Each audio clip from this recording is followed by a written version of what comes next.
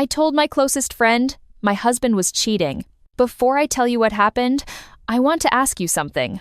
If this story resonates with you, if any part of it makes you feel seen or understood, please hit that like button. And if you've ever been betrayed by someone you trusted completely, leave a comment. I read every single one, and sometimes it helps to know we're not alone in this. If you want to hear more real stories like this one, stories about survival and finding your way through the worst moments of your life, consider subscribing. These stories matter. Your story matters. Now, let me tell you mine. The call came on a Tuesday morning. I was standing in my kitchen, coffee halfway to my lips, when my lawyer's name lit up my phone screen. It wasn't our scheduled call. My stomach dropped before I even answered. "They've filed," he said. No preamble, no gentle lead-in, just those two words that changed everything. "Filed what?" I asked, even though I knew, even though I'd been preparing for this exact moment for 3 months. "Divorce papers. And they're requesting an emergency hearing to freeze your access to the joint accounts. They're claiming you've been making erratic financial decisions, and they're concerned about asset dissipation." I set the coffee down carefully, watching my hand to make sure it didn't shake. It did anyway. "Erratic financial decisions," I repeated. The words tasted like metal, like blood. "They're painting a picture," my lawyer continued. "Claims of emotional instability, impulsive spending. They've submitted bank statements highlighting every grocery trip, every tank of gas, every normal expense of daily life, and framed it as evidence of recklessness. Every grocery trip, every tank of gas, the mundane architecture of my existence, now weaponized, transformed into evidence of my supposed instability. "When's the hearing?" I asked. "Friday. 3 days." 3 days. 72 hours to watch my life be dissected by strangers, my character assassinated in a courtroom, my 21-year marriage reduced to a legal strategy designed to leave me with nothing. And the worst part, the absolute worst part? I knew exactly whose idea this was. My sister called that afternoon. I could hear it in her voice before she even started talking, that careful tone people use when they're about to ask questions they're afraid to have answered. "Mom's asking questions," she said. "About you and David. Someone told her you two are separating." Someone. As if it were a mystery. As if we didn't both know exactly who had been whispering in the right ears, planting seeds, preparing the ground for this exact moment. "We are," I said simply. "She's worried. She's saying things.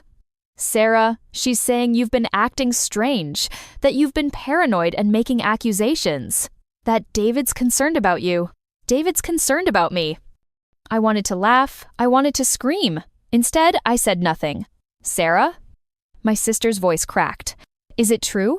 Has something been going on? What did she tell you?" I asked. "Who?" "You know who." Silence. Then, she said, "You've been struggling, that you accused David of something awful, and when he denied it, you became obsessed. She said she's tried to help, but you've pushed everyone away." She said, "My best friend of 17 years, spinning my pain into proof of madness. Taking every moment I'd trusted her with, every vulnerable confession, every tear-soaked phone call, and transforming them into ammunition." "Sarah, talk to me," my sister begged. "I can't," I said, and I meant it. Because anything I said would be reported back. Anyone I talked to would become a witness in the case they were building against me. Every word would be twisted. Every emotion would be evidence of instability. "Please," she said. "I have to go," I told her, and ended the call. I sat in my living room, in the house I'd made a home for over 2 decades, and felt the walls closing in. Not physically, but socially, emotionally. They were isolating me, cutting me off, turning my own life into a cage. And they thought I didn't see it coming. They thought I hadn't been watching. They thought I was still that broken, devastated woman who had discovered her husband's affair 6 months ago. They had no idea who I'd become since then. Let me take you back. 6 months ago, let me show you where this really started. It was an ordinary Thursday in June. I remember because Thursdays were my late days at work. I managed operations for a mid-sized marketing firm, which meant I typically got home around 7. That Thursday, I'd left early. Headache. One of those pounding ones that makes your teeth hurt. I pulled into our driveway at 4:30 and saw David's car already there. He was supposed to be at a client dinner. He'd mentioned it that morning, kissed me goodbye, told me not to wait up. I found him in his office, door closed, voice low, talking to someone. I heard him laugh, not his work laugh, but his real one. The one I hadn't heard directed at me in months. I should have knocked, should have walked in. Instead, I stood in the hallway and listened to my husband talk to someone who made him laugh like that, and felt something crack open inside my chest. When he emerged 20 minutes later, he looked startled to see me.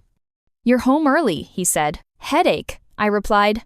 "That client dinner got moved to tomorrow," he said. I should have texted. "No problem," I said. We moved around each other like polite strangers for the rest of the evening. Ate dinner in front of the television, went to bed on opposite sides of the mattress. Normal. Everything was completely normal. Except it wasn't. Except I couldn't stop thinking about that laugh. I was 43 years old. I had been married for 21 years. We had built a life together, not perfect, not movie scene romantic, but real. Solid. Or so I'd thought. David was 45. Software sales. He traveled sometimes, but not excessively. We had a nice house in a nice neighborhood. We had separate finances in some ways and joint in others. His salary went into our joint account mortgage, bills, groceries. My salary stayed mostly in my personal account, my car payment, my retirement, my discretionary spending. It worked. We'd established this system years ago, and it worked. We didn't have children. We'd tried for years, then stopped trying, then accepted it. That grief had drawn us closer once. Then it had created distance. Then we'd learned to live with the shape of it. My life was ordinary. My marriage was ordinary. I went to work. I came home. I had dinner with my husband. I called my sister on Sundays. I met my best friend for coffee every Wednesday morning before work. Rachel, who had been my friend since we met at a professional networking event 17 years ago. Rachel, who had been there through my father's death, through the years of failed fertility treatments, through every small crisis and celebration. Rachel, who knew me better than anyone except possibly my husband. Rachel, who I called the day after I first suspected something was wrong. "I think David might be seeing someone," I told her. We were at our usual coffee shop, Wednesday morning, 7 a.m., both of us in work clothes, grabbing an hour before our days started. Rachel's face did exactly what a best friend's face should do: shock, denial, immediate protectiveness. "No," she said. "No way. David? Sarah, David worships you." "Something's off," I said. "He's distant. He's on his phone constantly. He's working late more than usual." "Those are signs of stress, not cheating," Rachel said gently. "Has he said anything about work being intense right now?" "He always says work is intense." "Then maybe it really is." She reached across the table and squeezed my hand. "Don't jump to conclusions. You'll drive yourself crazy." "Maybe," I said. "Talk to him," she urged.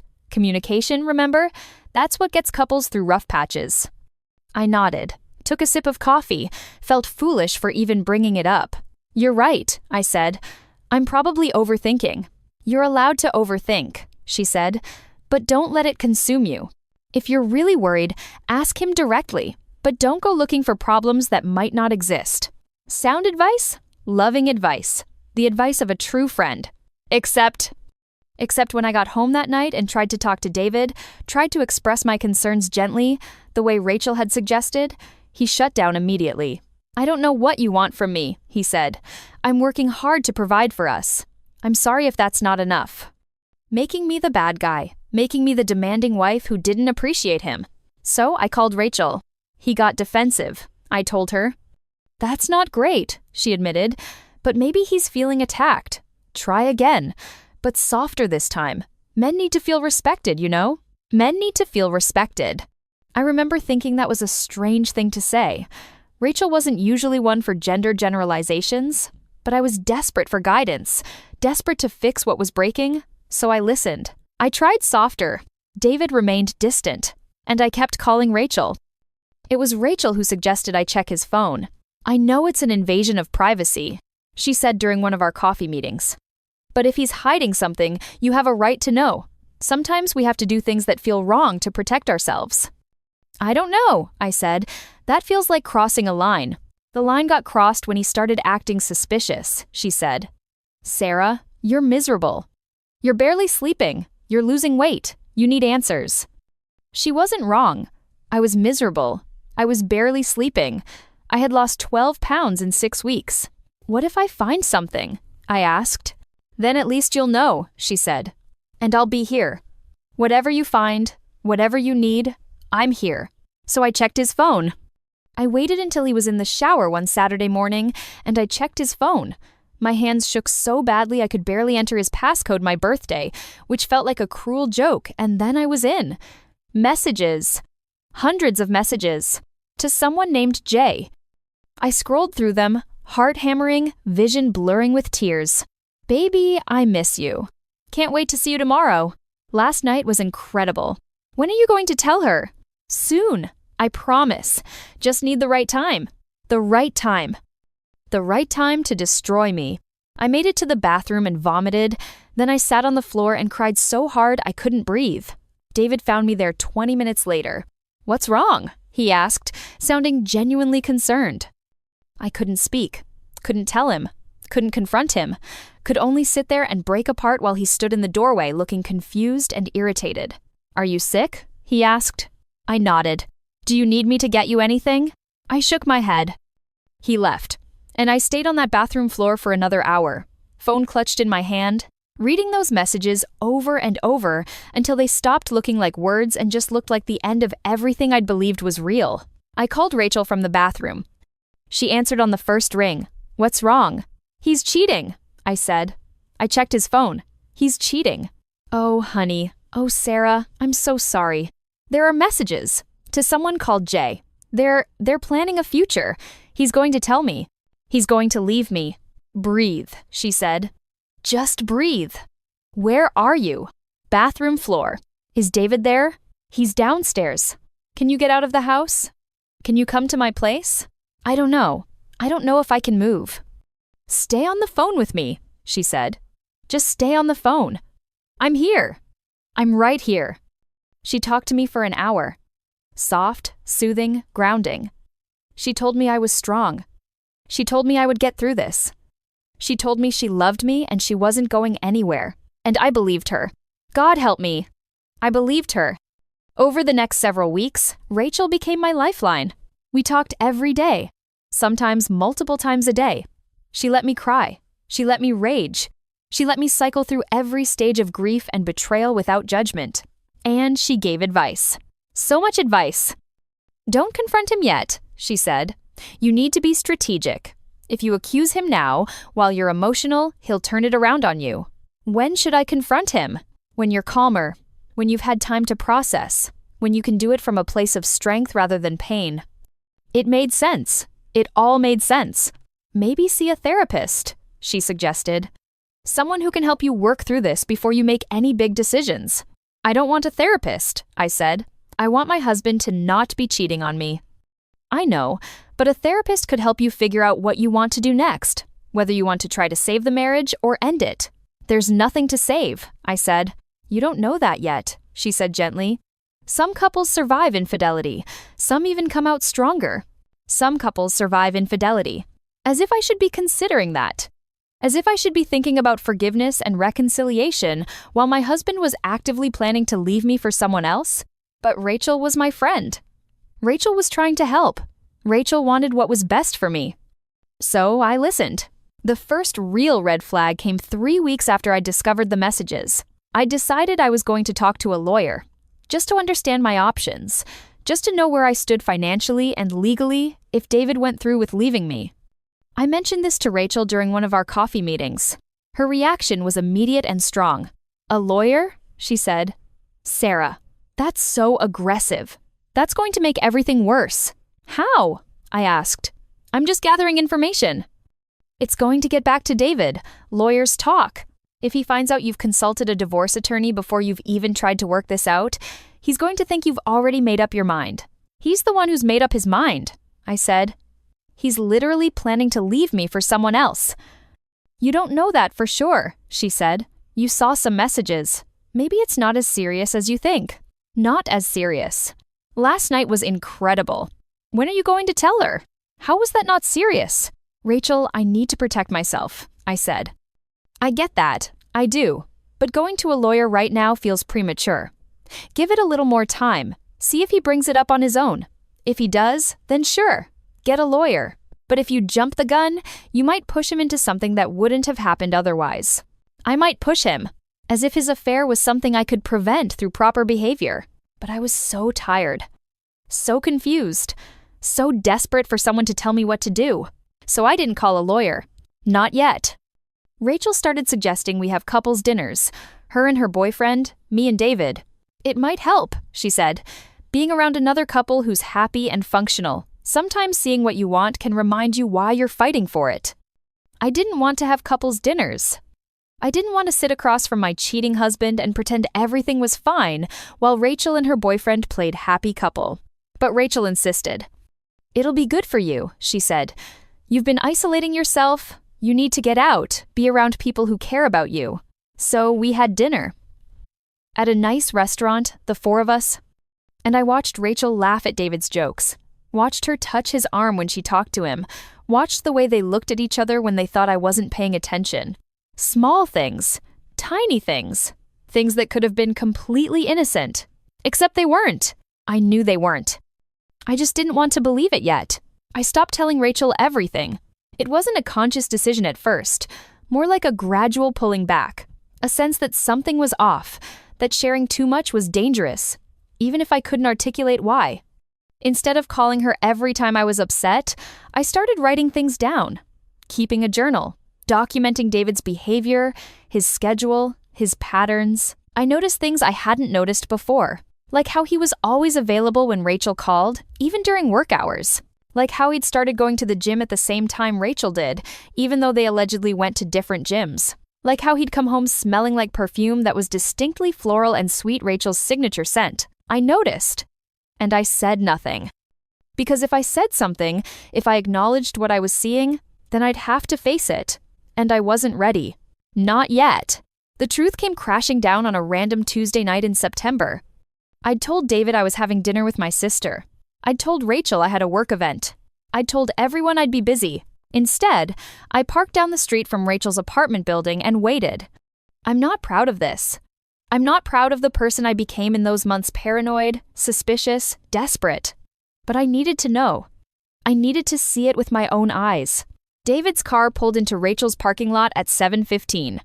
He sat in the car for 3 minutes, checking his phone, before getting out and walking to her building. He didn't knock. He had a key. He let himself into my best friend's apartment like he lived there. I sat in my car and felt the world end. Not slowly this time. Not with the gradual erosion of discovery and suspicion. But completely, catastrophically. All at once. David and Rachel. My husband and my best friend. The two people I trusted most in the world. I don't remember driving home. Don't remember the 15 minutes between Rachel's apartment and my house. I just remember being in my driveway, engine off, hands still gripping the steering wheel, unable to move. How long had it been going on? How long had they been lying to me? All those coffee meetings where Rachel had counseled me about my marriage, had she been coming straight from his bed? All that advice about not confronting him, not getting a lawyer, not acting rashly, had she been protecting him? Protecting herself? Had they laughed about me? Had they felt sorry for stupid? Trusting Sarah, who had no idea her entire life was a lie? I wanted to scream. Wanted to break something. Wanted to drive back to that apartment and beat down the door and make them look at me while I destroyed them the way they'd destroyed me. But I didn't. Because rage, I was learning, was less useful than patience. And I was about to become very, very patient. I didn't confront them. I didn't scream or cry or make a scene. I went inside my house, poured myself a glass of wine, and started making a plan. Because here's what I'd realized. Sitting in that driveway, they were expecting me to break. They were expecting me to fall apart, to become emotional and irrational, to make mistakes. Rachel's advice suddenly made perfect sense in this new context. Don't get a lawyer. Don't confront him. Don't act rashly. She'd been stalling, buying time, keeping me passive and uncertain while they put their own pieces in place. What pieces? That's what I needed to find out. So I did something I should have done months ago. I called a lawyer. His name was Martin Reeves, and he came highly recommended by a colleague at work. Corporate law mostly, but he did some family law as well, and more importantly, he was known for being discreet and strategic. I told him everything. The affair, the timeline, the fact that my best friend was involved, the strange advice she'd been giving me. He listened without interrupting, and when I finished, he was quiet for a long moment. "You think they're planning something?" he finally said. "I know they are. Do you have any evidence of financial irregularities? Money being moved? Accounts being opened or closed? Anything like that?" "Not that I've noticed," I said, "but I haven't been looking." "Start looking," he said. "Check every account, every credit card statement, every financial document you can access. If they're planning to divorce you and leave you with nothing, they'll need to hide assets or make you look financially irresponsible. Look for anything unusual." What counts as unusual? Large withdrawals, new accounts, debts you don't remember taking on, anything that could be used to paint you as reckless or unstable with money. Reckless or unstable. The word sent a chill through me. "How would they do that?" I asked. "Lots of ways," he said. "Forge your signature on documents. Use joint credit cards for large purchases and claim you made them. Transfer money out of joint accounts and say you spent it. Create a pattern that makes you look incompetent or mentally unwell. That's insane."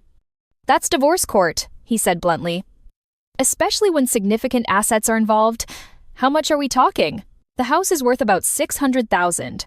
We have maybe $300,000 in retirement accounts combined. His salary is significantly higher than mine. If we divorced, I'd likely be entitled to spousal support and half the assets. So there's incentive for him to paint a picture where you're not entitled to either," Martin said, "where you look like the unstable party who mismanaged finances or made the marriage untenable." "With Rachel's help," I said quietly. "With Rachel's help," he confirmed. "If she's been advising you to avoid legal counsel, to not confront him, to wait, she's been giving him time to build a case against you. Build a case. Like I was already the defendant in a trial I didn't know was happening. "What do I do?" I asked. "Exactly what you're doing." He said, "Document everything. Don't let on that you know. Don't change your behavior. Let them think their plan is working. And in the meantime, we build our own case." "How?" "Every conversation with Rachel, write it down afterward. Dates, times, what was said. Every interaction with your husband, same thing. Get copies of every financial document you can find. Bank statements, tax returns, investment accounts, everything. And whatever you do, don't give them ammunition." "What does that mean?" "Don't do anything they can spin as unstable or impulsive. No angry confrontations, no social media rants, no crying to mutual friends. Be the picture of stability and rationality. When this ends up in court, and it will end up in court, you want to be the calm, reasonable one while they're the liars and cheaters. The calm, reasonable one. I could do that.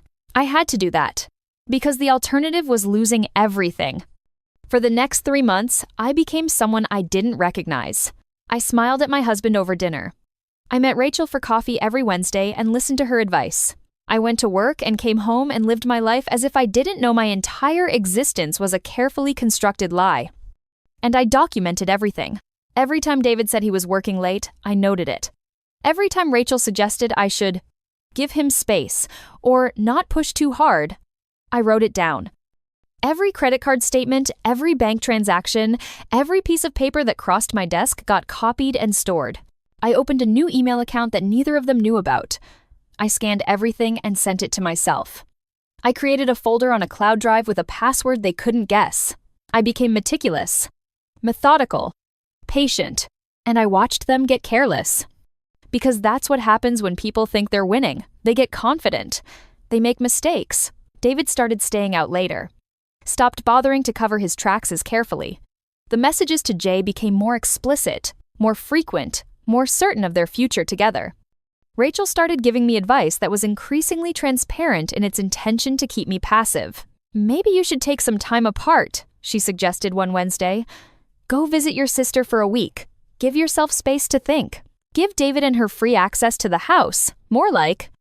Maybe you should consider couples therapy," she said another time, "but with someone David chooses. He needs to feel heard too. A therapist they could manipulate. Maybe you're being too paranoid," she said when I mentioned I'd noticed some irregular charges on our credit card. "You know how David is about surprise gifts? He's probably planning something nice for your anniversary. Don't question the finances."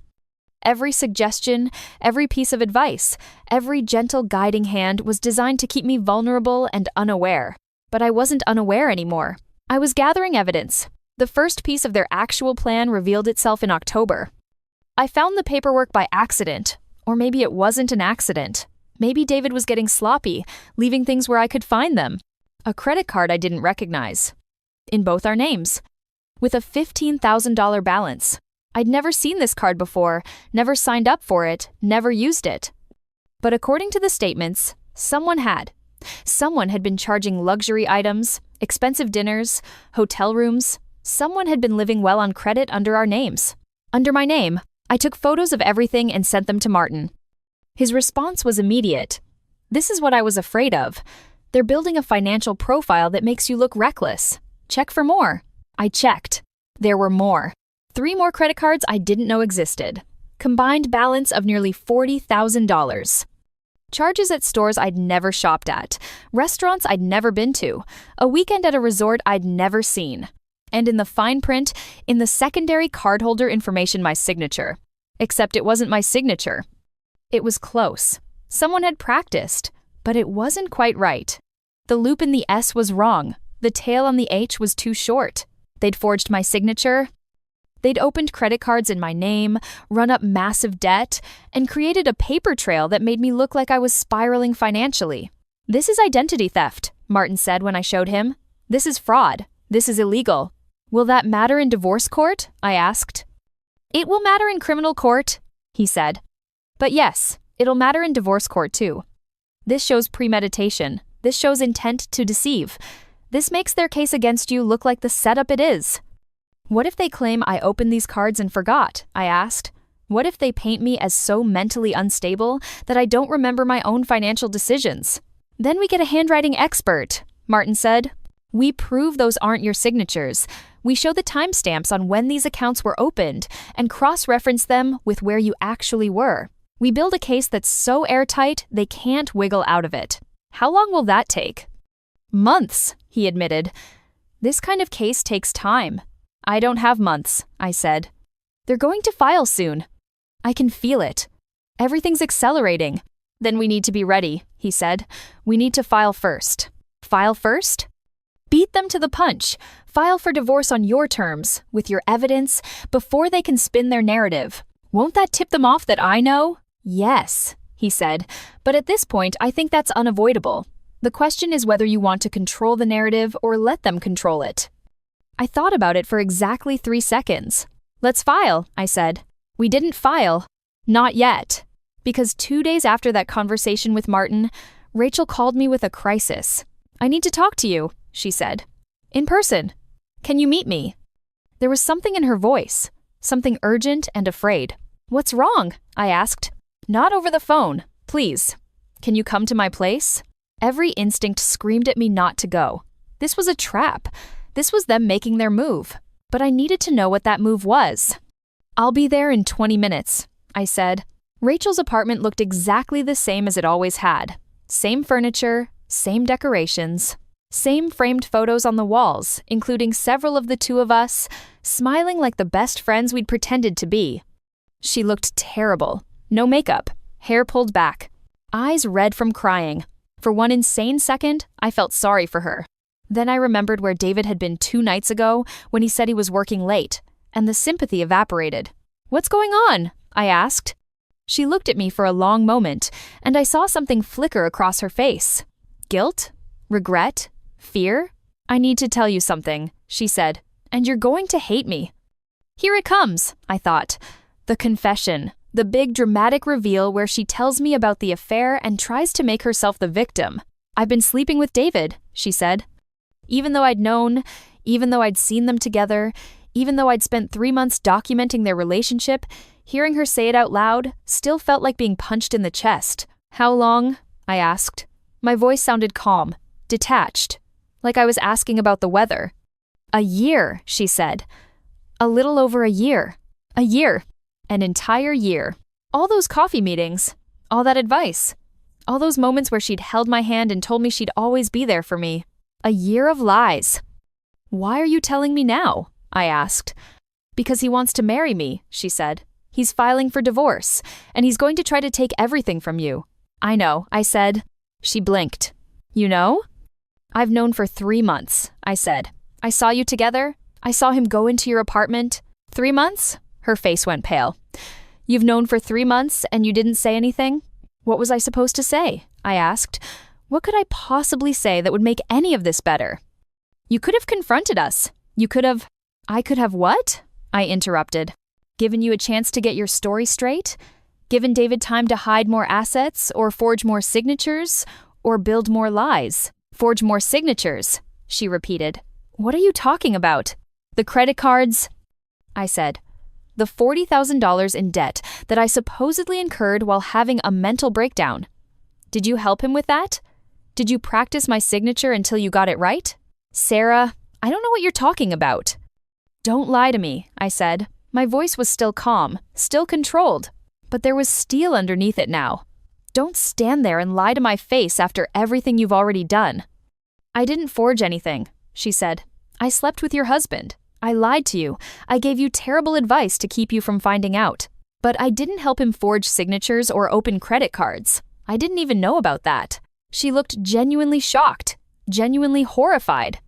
Which meant one of two things. Either she was a phenomenal actress, or David had kept her in the dark about that part of his plan. Why are you telling me this now? I asked again. Because I'm pregnant, she said. The world stopped. You're what? I'm pregnant. 8 weeks. And David wants me to keep it. He wants to divorce you and marry me and start a family. A family! The thing we'd tried for years to have. The thing we'd grieved together. The thing I'd thought we'd accepted would never happen. And now he was going to have it. With her.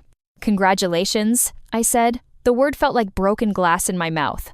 I didn't tell you to hurt you, she said quickly. I told you because he's planning to file next week. And he's going to claim you're mentally unstable. He's going to say you've been paranoid and accusatory and that you've been making reckless financial decisions. He has evidence. He has documentation. He's going to try to make sure you get nothing. I know, I said again. Then you need to fight back, she said. You need to get a lawyer. You need to… I have a lawyer, I said. I've had one for 3 months, and he has copies of everything. Every forged signature, every fraudulent credit card, every lie. Rachel's mouth opened. Closed. Opened again. You've been preparing, she said slowly. I've been protecting myself, I corrected. Why didn't you just leave? She asked. Why didn't you just file for divorce as soon as you knew? Because I needed to know what I was up against, I said. I needed to see the full picture. I needed evidence. Evidence of what? Of exactly how far you two were willing to go to destroy me, I said. And now I have it. Sarah, get out, I said. What? This is my apartment, she said. You need to leave. I looked around, at the photos on the walls, at the couch where we'd sat so many times, drinking wine and talking about our lives, at the space where I'd thought I had a friend.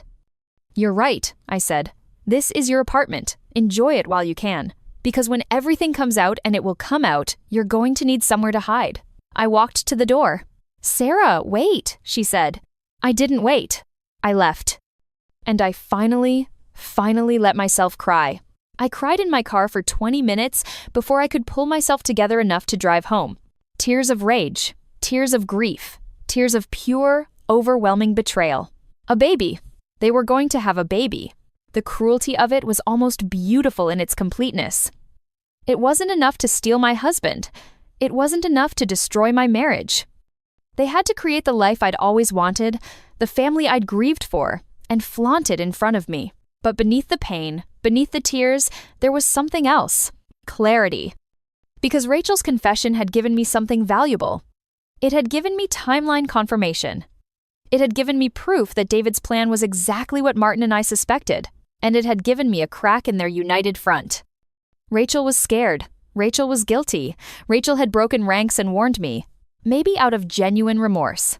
Maybe because she was starting to realize that David was willing to do things, forge signatures, commit fraud that she hadn't signed up for.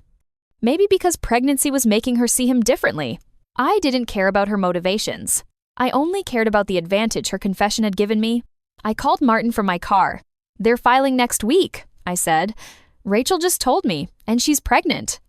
Pregnant? He repeated. With his child? Yes. That's going to complicate things, he said.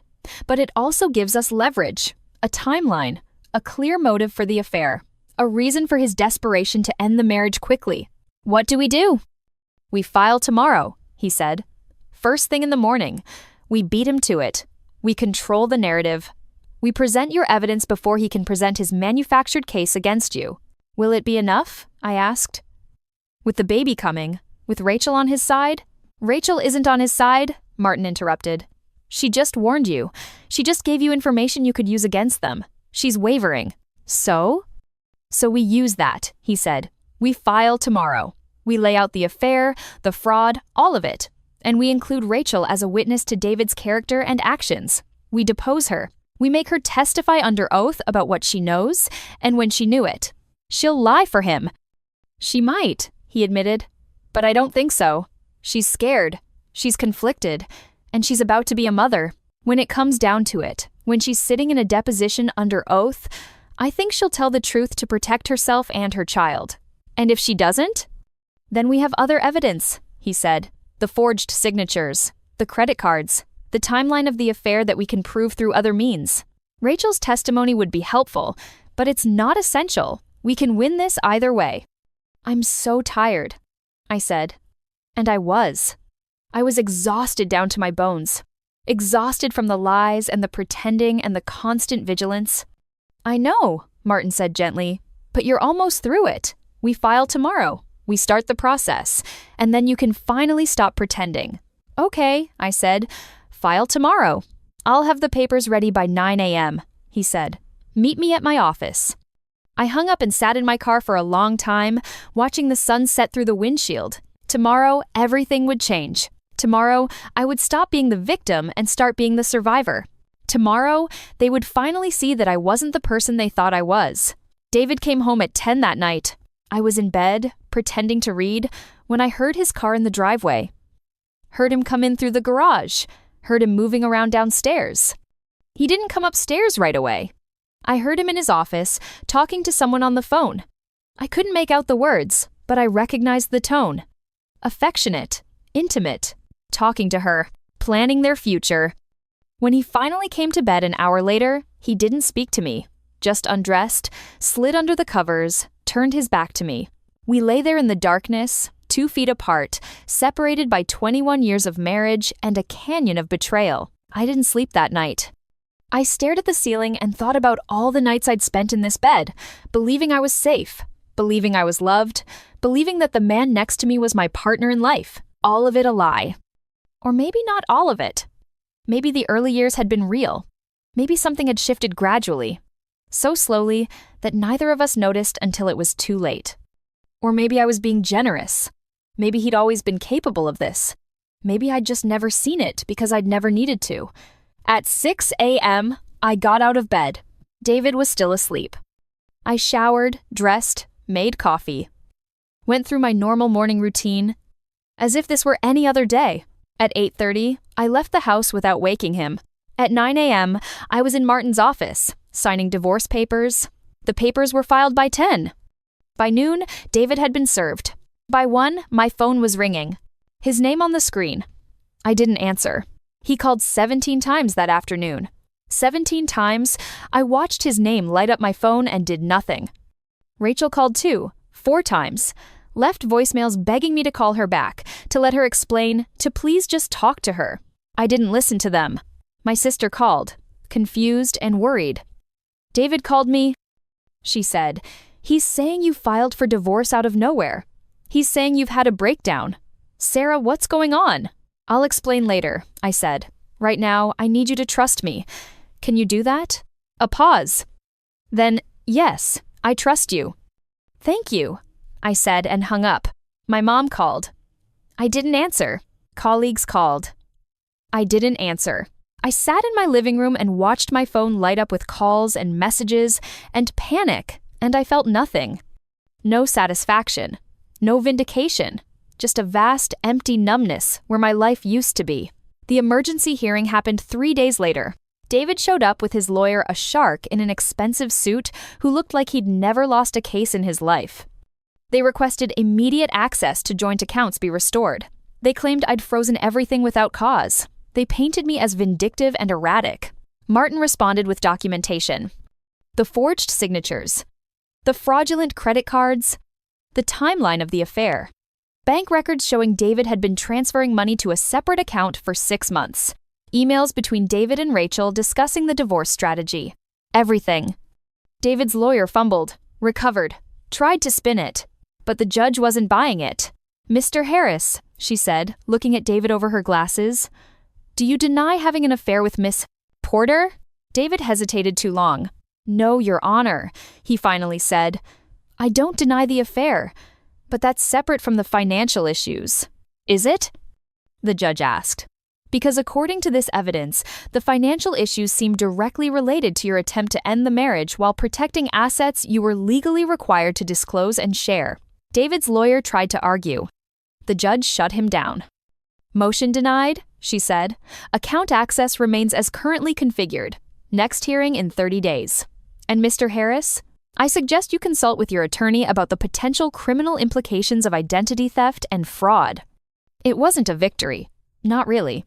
It was just the first battle in what would be a long war. But it was something.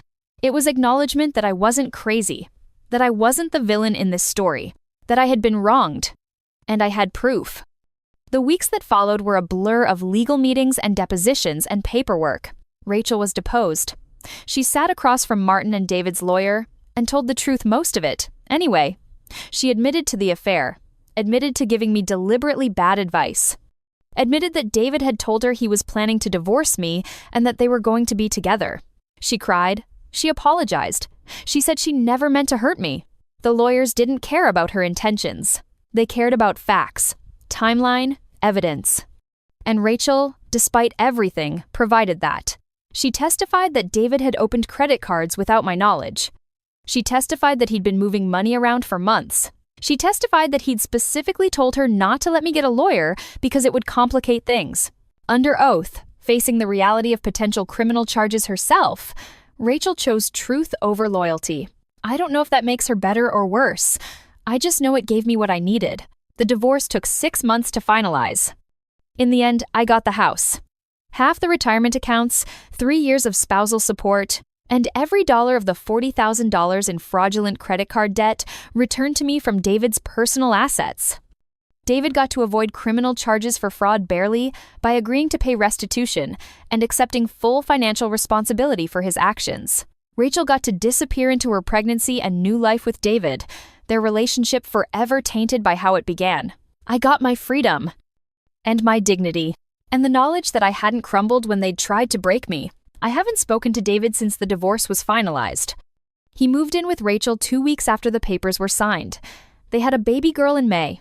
I saw the birth announcement on social media. Mutual friends had shared it before I blocked everyone who might connect me to them. I haven't spoken to Rachel either. Sometimes I think about her. Wonder if she thinks about me. Wonder if she regrets what she did, or if the baby makes it all worth it in her mind. Wonder if David is cheating on her yet. I've moved on. Not moved past.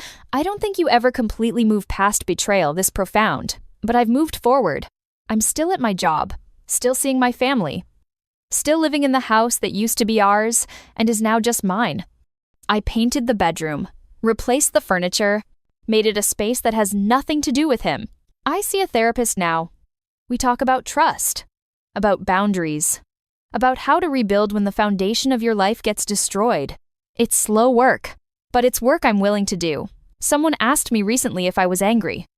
I thought about it for a long time before answering. Am I angry? Yes. I'm angry that 21 years of my life were stolen from me by someone I loved. I'm angry that my best friend betrayed me in the most intimate way possible.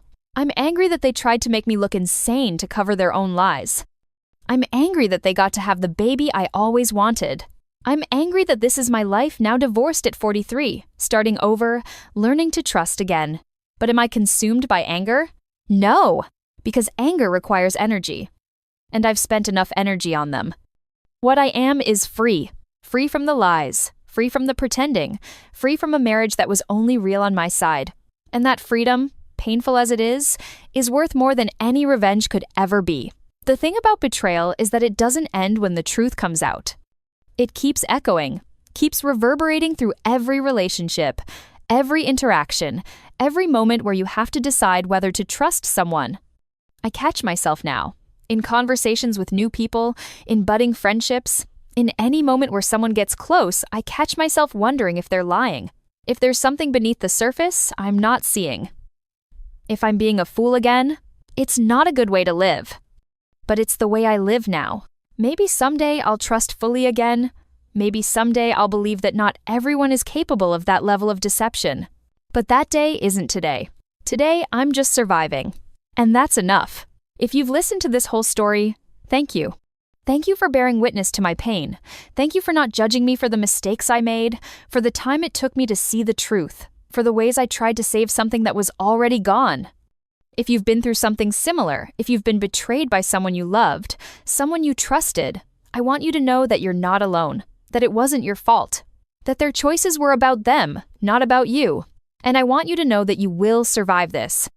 Maybe not today, maybe not tomorrow. But eventually, you'll wake up and realize that you've gone an entire day without thinking about them.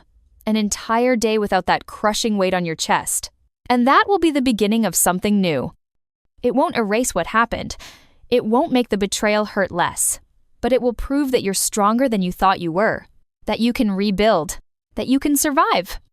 If this story resonated with you in any way, if it made you feel less alone, please leave a comment. Share your story if you feel comfortable. Let's remind each other that we're not crazy. We're not weak. We're not at fault for trusting the wrong people. We're just human. And we deserve better than what we got. Thank you for listening. And remember, silence isn't weakness. Sometimes, it's the strongest thing we can do.